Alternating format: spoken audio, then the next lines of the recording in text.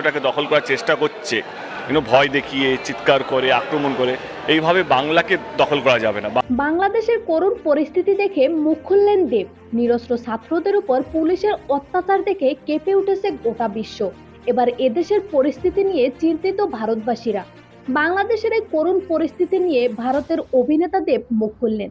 তিনি তার ফেসবুকে লিখেন, আমার চোখে অন্যতম শান্তিপ্রিয় রাষ্ট্র বাংলাদেশ। আমার মন কাঁদছে বাংলাদেশের জন্য। প্রার্থনা করছি দ্রুত শান্তি ফিরে আসুক।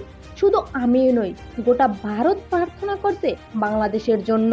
প্রয়োজনে বাংলাদেশের অসহায় মানুষদের আশ্রয় দেব, একথাও বলছে দেব।